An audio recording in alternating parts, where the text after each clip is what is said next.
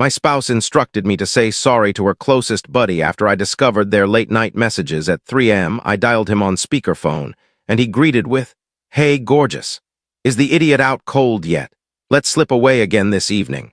I passed her the device and remarked, "Here's that apology you wanted." Then I gathered her belongings and replaced the door locks. Greetings, Reddit community. Have you ever experienced one of those evenings where everything seems utterly serene? Peaceful, tranquil, as if no trouble could arise, and then in an instant your entire reality shifts. That describes my situation. I'm Noah, age 36, and until that fateful night I believed my marriage was solid. 12 years with Lydia, the lady I encountered during our impoverished student days, splitting cheap ramen and chasing grand ambitions. We'd created a comfortable existence. A snug home, reliable careers, a pup called Whiskey, and the sort of affection I figured could endure any challenge. Turns out I was mistaken. It occurred on a Tuesday evening, or more precisely, early Wednesday morning. Around 3:07 a.m., I stirred to a subtle vibration on the bedside table. I peered at the light piercing the darkness, Lydia's cell phone. She slumbered next to me, her respiration steady and deep, strands of hair covering her features.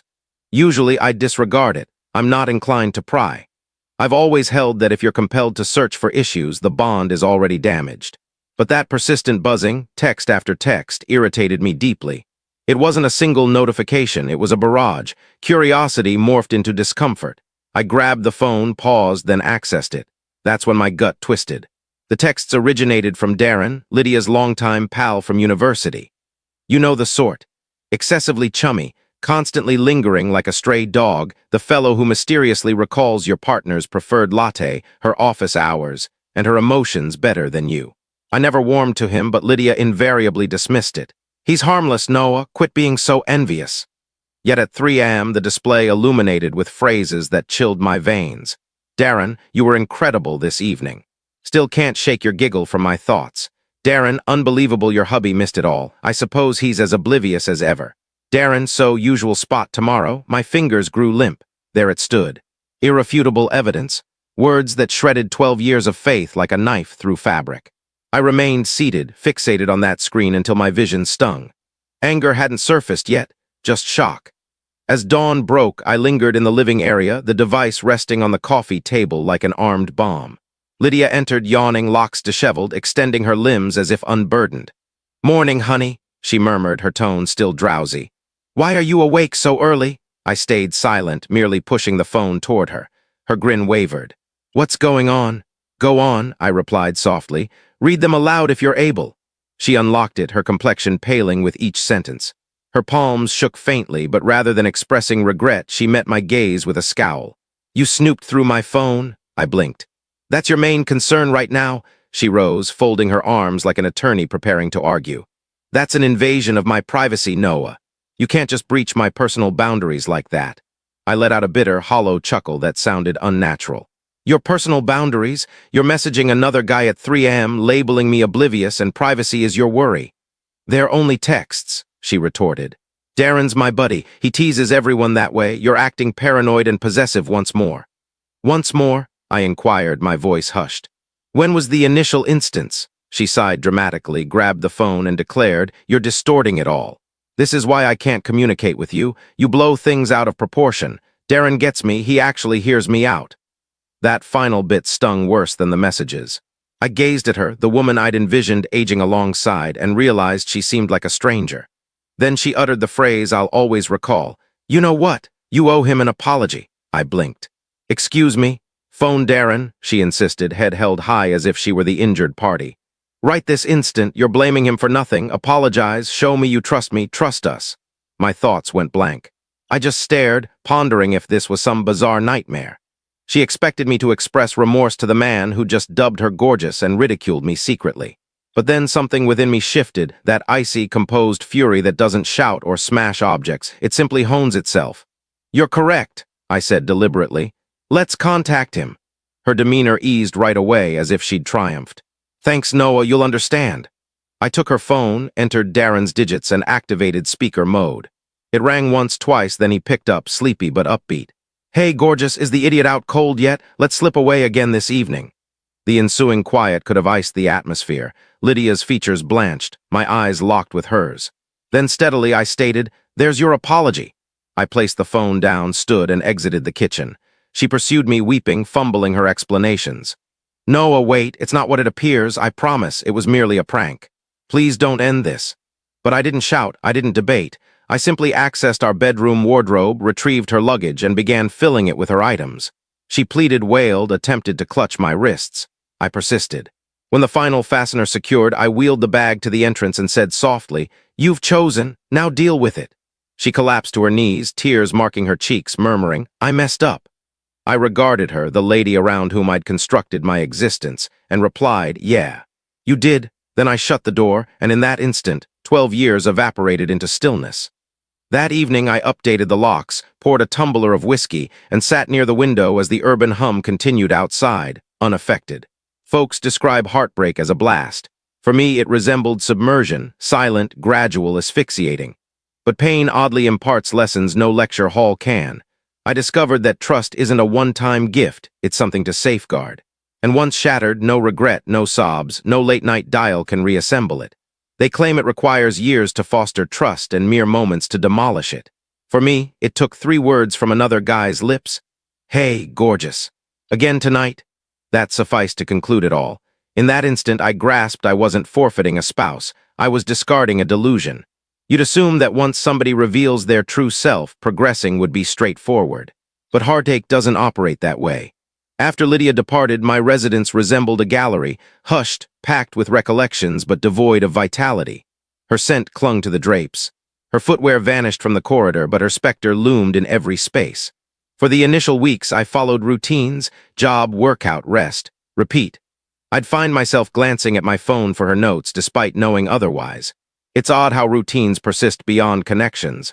Then arrived the genuine tempest, the legal proceedings, the separation. A month post-departure, a document arrived via mail from her attorney. Evidently, Lydia had opted to initiate divorce, which was okay. I'd already accepted it. But the notice extended further. She sought spousal support, a portion of my pension funds, and, hold on, half the property. The identical property I'd acquired 5 years prior to meeting her. I recall perusing that document thrice to confirm it wasn't a hallucination. My attorney, an elderly gentleman named Mr. Fraser, shook his head gradually after reviewing it. "She's manipulating," he remarked. "Emotionally, let her create her own pitfalls." And she did. See, Lydia wasn't solely pursuing funds. She craved dominance, the type derived from realizing she could still puppeteer me. She began appearing coincidentally at my regular cafe, the fitness center, even near my workplace once. Always with that gentle tone and misty gaze. "Noah, can we chat? You don't need to proceed like this. We can repair it. I committed one error. Don't discard it all over that." An error. That's how she framed covert meetings at 3 a.m. with another man. I disregarded her. I maintained responses courteous, detached, formal. But each time she failed to elicit the desired response, she altered strategies. When sympathy failed, she attempted remorse. When remorse failed, she tried rage. When rage failed, she resorted to judicial drama. By the divorce session, she'd morphed into the ideal sufferer. She arrived in a soft azure gown, designed to appear delicate and blameless. Her counsel depicted her as a deceived wife emotionally overlooked by her partner. I almost burst into laughter. Supposedly, I was the one who pushed her toward another man's embrace. I was domineering, emotionally distant, and perpetually distrustful. They even referenced that evening, the one where I uncovered the texts, claiming I'd violated her privacy and shamed her. Shamed her? I sat rigidly, clutching the desk until my joints whitened, as she informed the judge of her anguish. Tears cascaded down her face like she was rehearsing for a prize. When my opportunity arose, I didn't elevate my volume. Unnecessary. I merely produced printed versions of her 3 a.m. exchanges, the one stating, "Unbelievable, your hubby missed it all. Let's slip away again tonight." The chamber fell mute, her counsel stiffened. The judge inclined forward. Lydia's complexion shifted from ashen to flushed to ashen as if her act had been unplugged. Mr. Fraser coughed lightly and stated evenly, "Your Honor, I think this is self-explanatory." The judge exhaled, took off her spectacles, and said, "Mrs. Jensen, I recommend you rethink the story you're offering. This undermines your reliability." That was when the facade crumbled, the scheming maneuvers. Post-hearing, I figured that concluded it. Documents executed, possessions split, matter resolved. But no, Lydia persisted. She recommenced sending texts. Initially, they were polite. I just seek resolution. We shared countless years. Can we converse one final time? Then the sentimental ones. Recall our initial getaway to the cabin. You were my closest companion, Noah. How did we arrive here? I overlooked them all until she appeared at my threshold. It was pouring that night. She lingered on the stoop, drenched, trembling, clutching an aged picture book. Her voice was faint.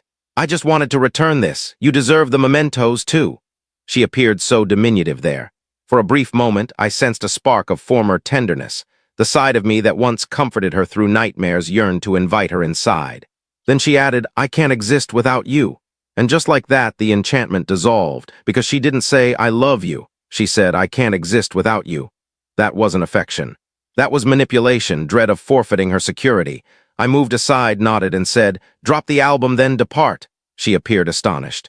You're truly releasing me? I grinned slightly. Lydia, I released you the night I overheard him call you gorgeous. You simply hadn't noticed yet. She didn't weep then. She just remained, quiet, vanquished, then departed into the downpour. It's been 12 months now. The divorce concluded. The home is mine. Darren relocated to a different town after his fiancée learned about him and Lydia. Fate times things impeccably, right?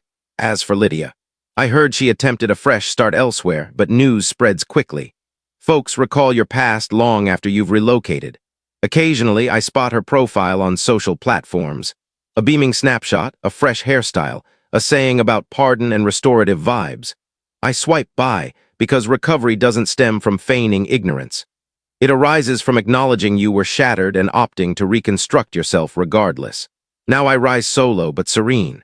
I stroll my dog, brew my Java, and head to the office, aware no one's deceiving beside me at 3 a.m., contacting another. That quietude, it once weighed heavy. Now it resembles liberty. And if Lydia ever encounters this, I hope she finally comprehends. Trust isn't demanded post-destruction. It's earned pre-loss. She believed she could reclaim me with weeping, blame, and legal antics. But ultimately, all she gained was an education. And me? I gained my tranquility.